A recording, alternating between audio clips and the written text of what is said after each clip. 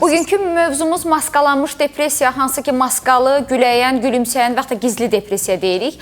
Əslində qeyd etdiyiniz kimi klassik, yəni tipik depressiyadan fərqlənir. Hər birimiz ətrafımızda olan insanları tipik depressiyada olduqda tez ayırt edə bilirik. Bəli. Bəs görəsən maskalanmış depressiya nədir? Maskalanmış depressiya, depressiyanın atipik formasının, yəni atipik depressiyanın alt tipidir. Ötən verilişdə biz mövsümi depressiyadan danışdıq, o da atipik depressiyanın bir tipidir. Çox diqqətə səbəb oldu yeri gəlmişkən. Bəli, çox. Və çox zənglər gəldi, bununla bağlı pasiyent müraciətləri çox oldu. Maskalanmış depressiya da atipik depressiyanın bir alt tipidir. Hər zaman qeyd etdiyim kimi də bunu da yenə vurğulayıram. Depressiyadır, xəstəliklərin beynəlxalq təsnifatı desəm üzrə psixiatrik bir pozuntudur, psixiatrik bir xəstəlikdir. Bunu niyə vurğulayıram hər dəfə? Hər bir xəstəlikdən danışanda. Çünki bizim cəmiyyətimiz, bizi izləyən tamaşaçılar üçün biz maarifləndirici bir siqnal çalaraq bildirməliyik ki, bu xəstəlik əslində bir belə də psixiatrik bir pozuntudur. Və əhval-ruhiyyə pozuntuları qrupuna daxil edilir. Maskalanmış depressiya zamanı tipik depressiyadan fərqli olaraq bu zaman şəxsdə arxa planda ruhsal, yəni psixoloji simptomlar olur. Ön planda isə somatik, yəni bədənsəl, fiziksel əlamətlər olur. Maskalanmış depressiya zamanı şəxslərdə bədən boyunca müşahidə olunan ağrılar olur. Ağrılar xüsusilə baş ağrıları formada başlayır. Başında sıxılma, ürək bulanma, qusma olur və nəticə itibarilə şəxs şübhələnir. Nevroloqa gedirlər. Baş beyin EEG müayinəsi, KT müayinəsi, MRT müayinəsi olurlar. Dəfələrlə müxtəlif qan analizləri verirlər, təhlillər etdirirlər ki, görəsən nəsə varmı? Digər bir məsələ ilə bağlı olaraq şəxsdə həmçinin bu müddətdə döş qəfəsində ağrı olur, kürək nahiyəsində olur, qarın boşluğunda, ətraflarında olur, həmçinin ətraflarda keyimi olur, uyuşma olur, belə deyək ki, iynə batırma, qarışqa gəzmə hissiyatı olur, şəxs şübhələnir. Görəsən doğrudan da ki, mən iflic olacam, insult olacam, beynimə qan sızacaq, yox birdən yıxılaram, kontrolumu itirərəm, huşumu itirərəm deyə düşüncələr yaranır. Və en qədər müayinələrdən keçmiş olurlar bizə gələnə qədər. Bəzən isə olur, mədə ağrılarından müşahidə olunur Günay xanım. Ağzında acılıq olur, ürək bulanma, qusma olur, udqunmada çətinlik olur, mədədə qəyirmə, qıcqırma hissiyatı olur. Və bu daim onu narahat edir. Şəxs kimə müraciət edir? Terapevt və gastroenteroloqa. Dəfələrlə müxtəlif belə deyək, endoskopiya müayinəsi, kolonoskopiya olunur, gastroskopiya olunur, ultrases müayinəsi olunur. Eyni zamanda qanın sidiyi, nəzsin təhlillərini etdirirlər, bir şey aşkarlanmır. Tənəffüs sistemi ilə bağlı problemləri yaranır. Təngi nəfəsliyi olur, ürək belə deyək ki, sürətli nəfəs alıb verməyə başlayır. Deyir, görəsən ürəyimdə problem var, ağciyərimdə problem var. Bəlkə pnevmoniya olmuşam, bəlkə məndə asma xəstəliyi var. Müraciət edir yenə terapevtə. Müayinələr aparılır, bir şey çıxmır. Və daha sonraki etapda bu proses baş verəndə axı şəxsdə arxa planda depressiyası var. Simpatik sinir sisteminin fəaliyyəti artır, adrenalin artır qanda, nəticə etibarilə qan damarları sıxırılır, təzyiq artır. Şəxsin təzyiqi düşmür Günay xanım. Təzyiq yüksək olur. 200, 220, təzyiq salıcı dərmanlar, arterial təzyiq salan dərman preparatları köməklik göstərə bilmir. Bu zaman, yəni bu da artıq bir siqnaldır ki, bəli, o dərmanlar bu təzyiqi salmırsa, demək ki, burada əsas məsələ, əsas problem təzyiq deyil, altda yatan bir səbəb var. Bəli. Ürək vurğusu bu zaman artır, nəbz sürətlənir, tezləşir və nəticə itibarilə şəxs neyinir? Kardioloqa müraciət edir. Dəfələrlə kardioqramma müayinəsi olur. Ürəyində problem olduğunu düşünür. Bəli, echo müayinəsi olur, kardioloq nə diaqnoz qoyur? Səndə kardionevrozdur. Ürəyin irritabl sindromudur. Ürəyi qidalanma yaxşı getmir. Və yaxud da ki, gastroenteroloq deyəcək ki, səndə qıcıqlanmış bağırsaq sindromudur, mədə nevrozudur.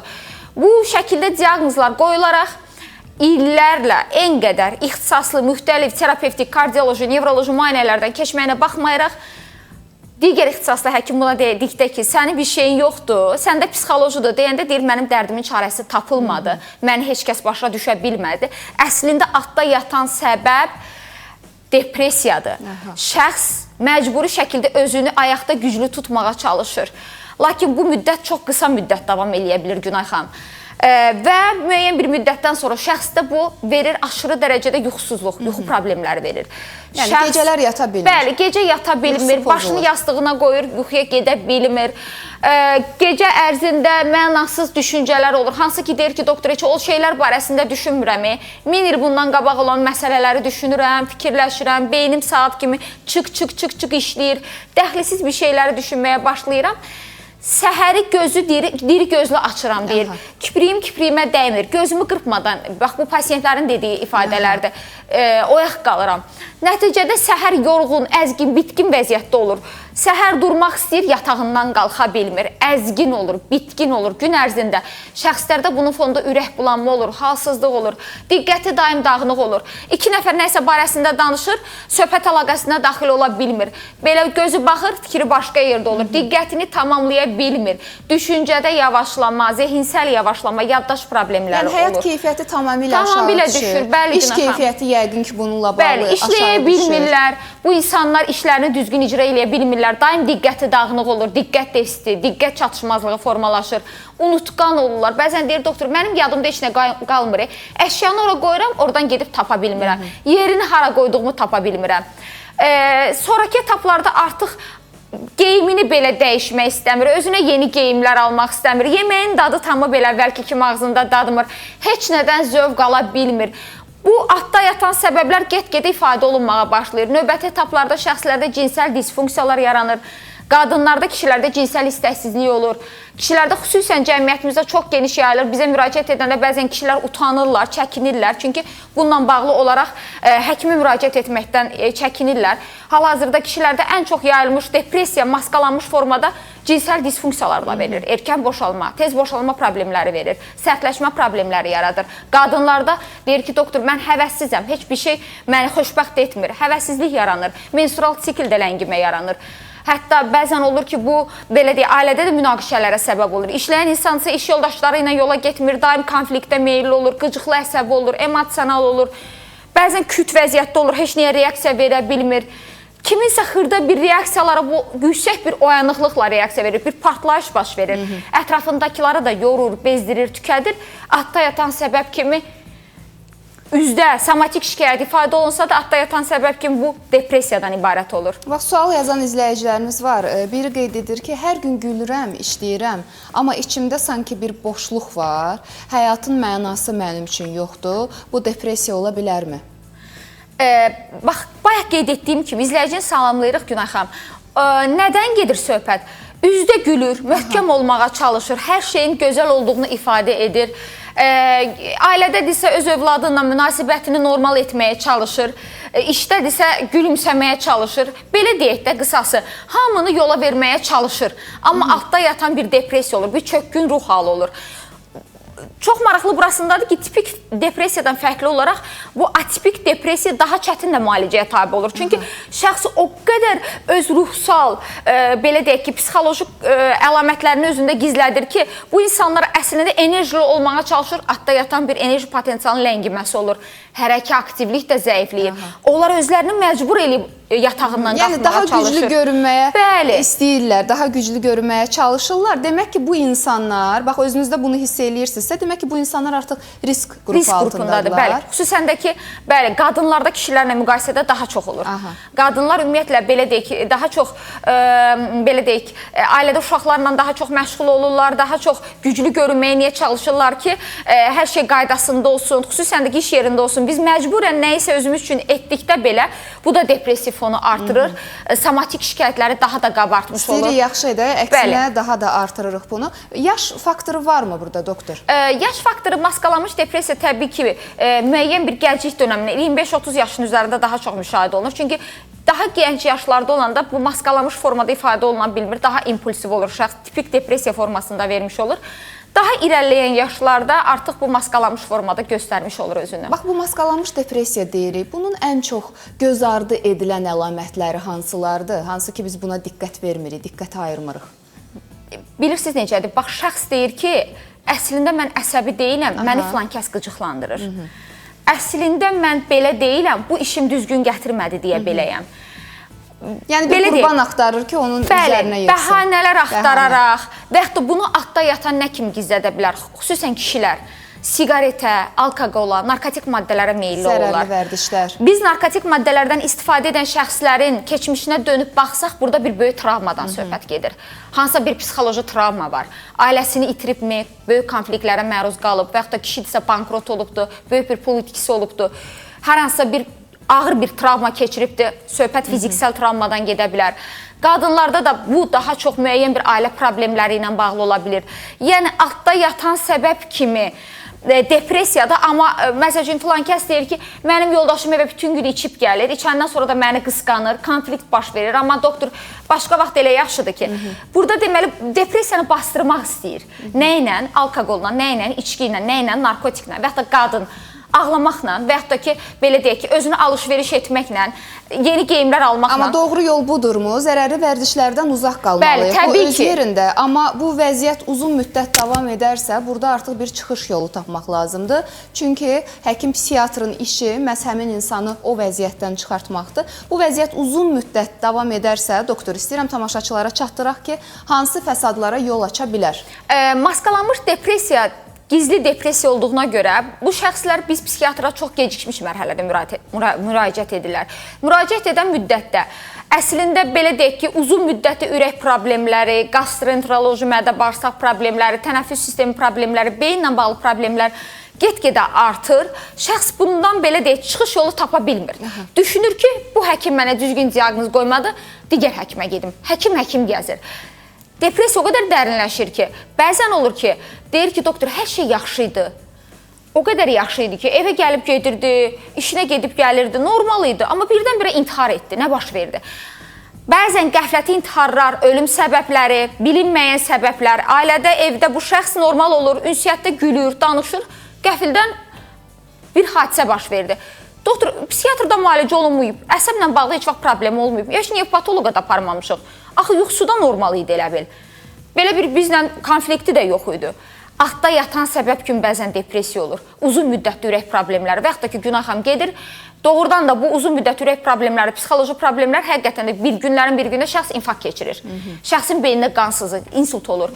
Və yaxud da ki, tənəffüslə bağlı olaraq ağır bir problem keçirir. Mədə-bağırsaq uzun müddətli qıcıqlanmış, irritabl vəziyyətdə işləyən mədə-bağırsaq mədə xorasına belə deyək ki, qədər yol açan bir bu müalicələr də hansı ki, mədə-bağırsaqla edəcəyiniz bir müalicələr və yaxud da dediyim kimi bayaq ürək problemləri ilə olunan müalicələr heç bir nəticə vermir. Çünki altda yatan səbəb tamam başqa səbəbdir. Sırf orqanizmin bu əlamətləri yaratdığı səbəb gizli depressiyadır, hansı ki, bugün danışırıq. Biraz çətin mövzudur və ağır mövzudur, həssas mövzudur. Tamaşaçılardan diqqətli olmaqlarını rica edirəm və bu maskalanmış depressiya təbii ki, ailə münasibətlərinə də çox təsir edir, valideyn, övlad münasibətinə təsir edir. Ona görə bu halı yaşayan insanların yaxınları da diqqətli olmalıdırlar. Bəzən Günay xanım, şəxs müraciət edir bir somatik şikayət ilə bağlı temperatur olur, subfebril. Yəni ki, 37,1, 37,2, 37,3 altda yatan səbəb kimi araşdırılır.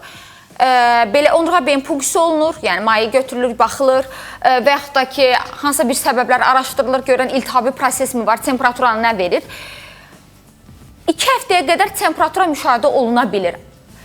Şəxsdə heç bir kliniki əlamət yoxdur, sadəcə olaraq temperaturadır və şəxs nə söyləyir? Nə bilim, 3 ay bundan qabaq, 2 ay bundan qabaq ağır bir stres keçirmişdim.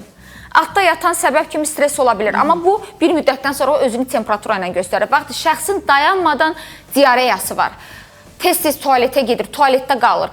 Qaz, köp müşahidə olur. Doktor bu qarnım deyir, hamilə qadın kimidir, köpükdür. Bir damcı yemək yeyirəm, amma qarnım şişir. Bu şikayətlərlə ifadə olunur. Yəni, maskalanmış depressiya da bizə müraciət edən pasiyentlər. Günay xanım, çox maraqlı burasındadır ki, heç vaxtı, mən həmişə deyirəm, əlaqə saxlayanda da olmuşsuz psixiatrda, deyirlər yox. Onda deyirəm ki, o zaman psixiatrik bir müayinədə olan pasiyentlərin məndə daha rahatdır qəbul etmək. Niyə görə? Çünki artıq bilirlər ki, psixiatrik müalicə necə tətbiq edilir. Yəni, bu müalicəyə qədər bizə müraciət edən pasiyentlər en qədər həkimlərdə müalicə etmiş olurlar. adətən 9 ilin, 10 ilin xəstələri bizə müraciət eləyir Günay xanım. Çünki maskalanmış depressiya ilkin etapda heç kəs bunun belə deyək, depressiya olduğunu deyərək və ya da həkim belə söyləsə belə qəbullanmırlar. Yəni ətrafdakılar da bunu anlaya bilmir. Çünki daim gülümsəyən, pozitiv olan insanın depressiyada olmasına kim inana bilər ki? Bəlkə elə ətrafımızda da belə bir insan var. Yəni iş yoldaşlarımız arasında, tanıdığımız insanlar arasında sadəcə bu gülümsəməklə, onun pozitivliyi ilə ört-basdır etdirildiyi üçün o tək qalanda onun düşüncələrini bilmirik. Ona görə çox diqqət ayıracaq bir mövzudur. Çox sağ olun ki, bugün bu mövzunu işıqlandırırsınız. Suallar həddindən artıq çoxdur. İzləyicilərimiz suallar verirlər. İndi onları səsləndirəcəm, amma ola bilər gözümdən qaça bilən hər hansı bir sual olsun. Ona görə dəyərli həkim psixiatrımız Aytən Namazovanın özü ilə əlaqə saxlaya bilərsiniz. 050 377 54 22 099 377 54 22. TikTok canlı yayımımızda da doktorun Instagram səhifəsini qeyd edirik. Doktor Aytən Namazova, oradan nömrə qeyd etməyə şansımız yoxdur və hal-hazırda sual yazan izləyicilərdən birinin sualını vermək istəyirəm. Deyir, sosial şəbəkələrdə çox aktivəm. Mənim bu aktiv olmağım depressiyadan xəbər verə bilərmi? Çünki yalnız sosial şəbəkələrdə sakitlik tapıram. Düşünürəm ki, bugünkü günümüzlə belə ayaqlaşan bir sualdır. Çox sağ olun, sualınız üçün maraqlı sualdır. Daha çox uşaqlarda yaygın olan, belə deyək ki, Günay xanım, 23 yaşı var. İnternet dünyasının olması, sürətli videoları izləməyə meylin olması adda yatan səbəb kimi depressiyadır. Heç nədən zövq ala bilmir çünki. Nə ətrafdakı insanlarla normal ünsiyyət qura bilmir, bölüşə bilmir, dərdləşə bilmir, 23 yaşında gəncdir, bəli, özünə qapanır və bu qapanmağı sadəcə olaraq telefonda sürətli gedən o sosial şəbəkələrdə olan videolarla bastırmış olur. Orada qəzəbli videolar, belə deyək ki, daha sürətli videolar, hansısa bir, belə deyək ki, personajlar, belə deyək, onun marağına səbəb ola bilir, amma əslində heç onda da diqqəti deyil. Sadəcə olaraq o videonu çevirməklə gününü ötürmüş, belə deyək ki, başını qatmış ola bilirlər də. Yəni, burada bir xüsusi bir maraq da yoxdur o videoya qarşı. Gedək ki, orada hansısa bir maarifləndirici bir məlumat alır və ya da başını qatmaq üçün və ya da hər hansısa bir oradan bir yararlana bilmir. Yəni, bu da ona zövq vermir əslində. Aha, bax, maskalanmış depressiyadan danışırıq. Bayaq adını da səsləndirdik ki, həm də gülümsəyən depressiya və insanlar bunu ayırd etməkdə çətinlik çəkirlər. Onun ətrafındakı insanlar bunu görə bilmirlər. Ona görə daha çətin, belə deyim də, diaqnoz qoyula bilən bir xəstəlikdir. Bayaq doktorumuz da dedi ki, bu xəstəlik əhval-ruhiyyə xəstəliklərinə aiddir. Və bir izləyicimiz yazır ki, bu xəstəlikdə psixoloqla danışmaq kifayət edərmi? Belə deyim də, Günay xanım, maskalanmış depressiyanın müalicəsinə gəldikdə o izləyicinin sualına uyğun olaraq bildirim ki, adətən bu pasiyentlərin, yenə qeyd etdiyim kimi, somatik şikayətləri ön planda olduğuna görə bunlar, belə deyək, psixoloqlara müraciət etmə şansları yoxdur bunlarda. Çünki bunlar dərdlərini daha çox digər ixtisaslı həkimlərə müraciət edirlər. Kardioloqa, terapevtə, endokrinoloqa və yaxud da ki, belə deyək, gastroenteroloqa müraciət edə bilirlər. Çünki bunların şikayətləri somatik şikayətlərdən ibarət olur. Mən qeyd edərdim ki, mən psixiatra müraciət edən pasiyentlər çox nadir ilkin mərhələdə gəlir. O qədər gecikmiş mərhələdə gəlir ki, Günay xanım, bəzən olur ki, əlil arabasında gətirirlər. Şəxs tamamilə həyatdan bitkin vəziyyətdə olur, üzülmüş vəziyyətdə olur. Bəzən o qədər arıqlayırlar ki, depressiya fonunda, ora toxunmadım, yeri gəlmişkən. Qidalanması pozulur, qidadan imtina eləyir. O qədər yemir ki, o deyir, yeməyin dadı tamı dadmır. Biraz yemir, öyrəşir, vərdiş eləyir. Sonda kakeksiya, anereksiya olur. Reanimasyon şəraitdə baxdığım pasiyentlər olubdur, Günay xanım. Hətta uşaqlarda olub, yeni yetmələrdə, 11-12 yaşında. Məktəbdə kimsə ona deyib ki, sən arıqsan, və yaxud da köksən, üzr istəyirəm. Köksən, sən bizdən daha kök görünürsən, sifətin belə yumrudur, get güzgüdə özünə bax. Uşaq baxır güzgüdə özünə, özünün artıq çəki özündə. Tutalım, uşağın çəkisi 40-45 kilodur, özünü 70 kilo görür. Nəticədə neyinir? Uşaq qidadan imtina eləyir, başlayır yeməməyə. Yemədikcə yeməməyə başlayır. Valideyn də başa düşmür. Hansı mərhələyə gəlib çatır bəzən? Tənəffüs sistemi pozuntusu verir. Uşaq vərəm xəstəliyinə düçar olur. Uşaqda ciddi tənəffüs problemi yaranır. Mədə-bağırsaq problemi yaranır. Gedir gastroenteroloqa, terapevtə, deyir, mədəsi uzanıbdır, mədəsi sallanıbdır. Altda yatan səbəb depressiyadır. Müayinə olunur mədə sallanmasından. Bəzən əməliyyatlara belə qədər belə gedib çıxa bilirlər. Altda yatan səbəbi depressiyadır. Burada valideynlərə bir həyəcan təbili çalmaq istəyərdim. Əgər yeniyetmələr arasında qidadan imtina etmək, güzgü qarşısında tez-tez durmaq və yaxud da ki, aşırı dərəcədə qidalamağa meyillik də olur, bəzən kontrolunu itirir, bunun da altında yatan səbəb depressiyadır. Deyir doktor, əlinə nə keçir yeri, fasiləsiz yeri, elə xaladenik soyuducunun qapısını açır örtür. Nə gəldi yer, yeməyin də deyir bir sadə olar da, nə gəldi yer axı. Bu artıq gizli depressiyanın əlamətləridir. Bəli, obez yaranır, piylənmə yaranır, Günay xanım, insülin direnci artır. Özündən asılı olmadan. Gələcəkdə şəkərli diabetə qədər aparıb çıxaran bir yol yaramış olur. Yəni depressiya hər zaman göz yaşları ilə olmur. Bu əlamətlərlə də özünü göstərə bilir və doktorumuz sağ olsun ki, hamısını o qədər gözəl şəkildə bizə təqdim elədi. Xüsusən bayaq da qeyd etdiyi kimi, hər gülümsəyən, həm pozitiv olan insanın dərdi olmur ki, deyir, elə bizdə belə bir məsəl var ki, elə ən çox gülənin dərdi olur. Bax, elə birbaşa bugünkü mövzumuzla bağlıdır. Ona görə ətrafınızdakı insanlara, xüsusən ailə üzvlərinizə, yaxınlarınıza diqqətli olun ki, vaxtında bu əlamətləri görüb onlara doğru istiqamət verə biləsiniz və onlara bu mövzuda ən gözəl yardımı həkim psixiatr edəcək. Çünki bəzən görürsən, doktorumuzun pasiyentlərini mən görmüşəm bəzən onun o qəbulunda ki, qalaq-qalaq analizlər, qalaq-qalaq müayinələr və bu müayinələri gətirirlər. Doktor, bax, axı mənim heç nəyim yoxdur, amma bu əlamətlərdən əziyyət çəkirəm. O zaman da doktor onların köməyinə çatır. Bəzən olur ki, Günay xanım, yaşlı insanlarda da olur bu maskalanmış depressiya. Xüsusən invalid son dövr depressiya deyirik, melanxolik depressiya deyirik. 60-65 yaşın üzərində pensiya yaşına çıxır, özünə qapanır, başlayır həyatdan zövq almamağa, yatmamağa, daha çox panik, həyəcan vəziyyətində olur. Hər kəsi yanında istəyir, yanımdan tərpənmə, yanımda ol. Və bu adamlarda depressiya formalaşanda daha ağır formada olur. Bilirsiniz nə vəziyyət? Yatağa düşənə qədər vəziyyət yaranır. Artıq o dərəcədə olur həyatdan zövq almamaq, yeyə bilmir, qidalana bilmir, qıcıqlı əsəb olur. Sonraki etaplarda bu şəxslərdə şübhələr yaranmağa başlayır. Hər şeydən şübhələnir. Məni çox istəmirlər, məndən heç kəsin xoşu gəlmir, narahat olur, daim qıcıqlı əsəb olurlar.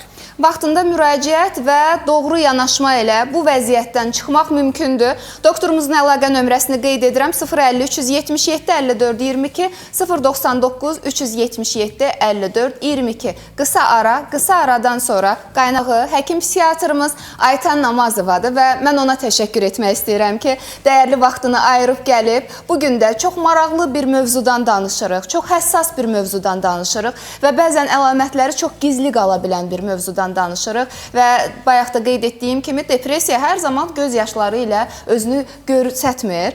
Bəzən düşünürük ki, insan ağlamalıdır, insan qışqırmalıdır ki, onun depressiyada olduğunu anlayaq. Amma bugün danışdığımız maskalanmış depressiyada tamam əks əlamətlər gördük. Bəzən olur cəmiyyətdə, Günay xanım, bu insanlara təskinlik verərlər. Ye, iç, kef elə, nəyin əskikdir, uşağım var, ailəm var, işim var, gücüm var. Bəlkə səyahət eləyəsən, bəlkə bir harasa gedəsən. Hər şey yaxşı olacaq. Bax, bu dediyim təlqin, təskinlik hissi bu insanlarda daha da narahatçılıq artırır. Çünki onlar elə bilir ki, onların artıq belə də heç kəs onları başa düşmür, heç kəs onları anlamır. Bu belə qıraqdan, kənardan verilən təskinlik hissi bu insanları daha da çöktürmüş olur ki, mənim dərdimin çarəsini heç kim başa düşmür. Məni heç kim anlaya bilmir, məni heç kəs başa düşə bilmir. Çünki bəzən belə deyək ki, ailədə ailə üzvləri tərəfindən biri bu insanlar yenə gəldi, yenə başlayacaq. Ay oram ağrıyır, of buram ağrıyır, filan yerim ağrıyır, başım ağrıyır, dişim ağrıyır. Dayanmadan şikayətlər bildirəcəm, altda yatan səbəbi depressiyadır. Bir izləyicimiz yazır, əslində maraqlı sualdır. Deyir ki, valideynlərimi itirmişəm, Allah rəhmət eləsin. Hal-hazırda tək yaşayıram və düşünürəm ki, depressiyadan əziyyət çəkirəm. Bu vəziyyətdən tək başına çıxa bilərəmmi? Tək yaşayır? Bəli, tək yaşayıram. Bilirsiniz, depressiyanın, biz klasik depressiyanın danışığını bu haqda məlumat vermişdik, Günay xanım. Altda yatan səbəbi kimi tək qalmaq, boşanmaq, dul olmaq, uşağa sahibi olmamaq, ailəsindən kənarda olmaq, bu şeylər depressiyanı təkan verən və dərinləşdirən bir faktorlardır. Məsləhət olaraq bildirmək istəyərdim, tövsiyə olaraq daha çox, belə deyək ki, insanlarla ünsiyyətini artırsın, daha çox çölə bayıra çıxsın, sosiallaşmağa çalışsın, gecələr yürüyüş etsin, təmiz hava qəbul etsin.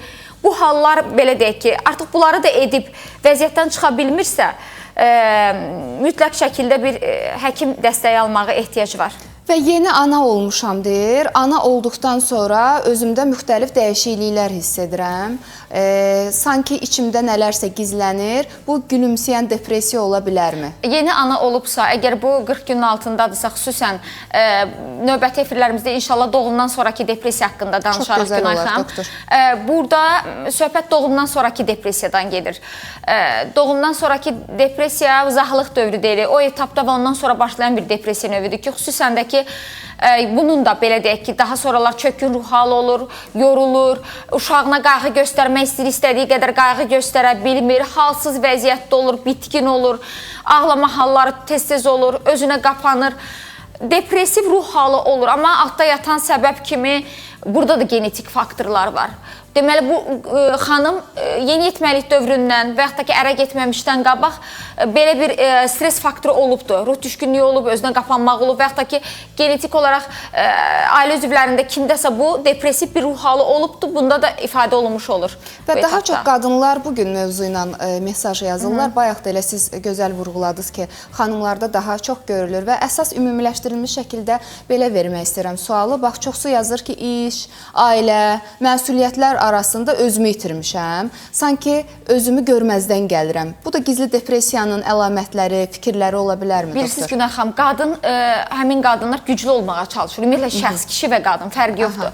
Güclü olmağa çalışdıqca psixoloji, yəni bu enerji ilə bağlı, hərəkətlə bağlı, durub ayaqda durmalıyam, işimi görməliyəm, məcburam, uşağımın xətrinə, ailənin xətrinə, işə getməliyəm, pul qazanmalıyam, övladımı saxlamalıyam.